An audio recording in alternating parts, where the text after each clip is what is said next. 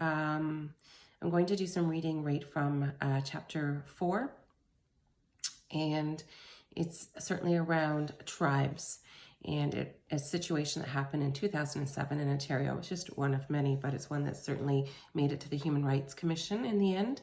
And so Shaquille had discovered a term, and the term unfortunately was nipper tipping. And you're wondering what that is.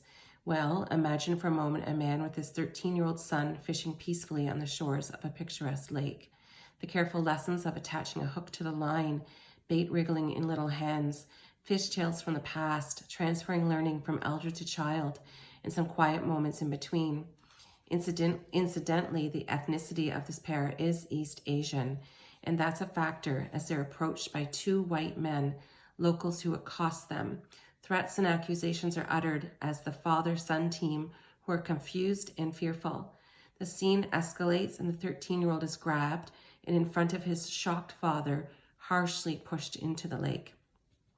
This is a sad but true example of that term I said, a term that combines a racial slur against East Asians with the sophomoric pranks of cow tipping.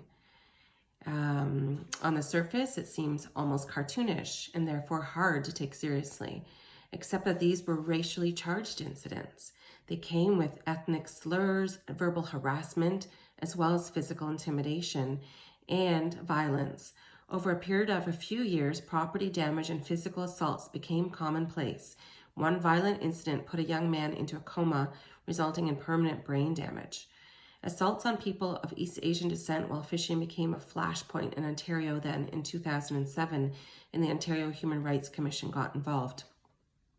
So for this book, there are certainly different elements going on that you could tease out in this situation and look at, but this situation exemplifies the third component of the unconscious mind and its members, regardless of whether we are the human tendency to protect the interests of our own tribe and its members, regardless of whether we are white, black, brown, or otherwise.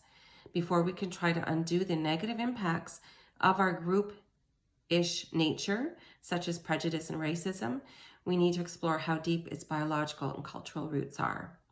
So that is an introductory story to tribes.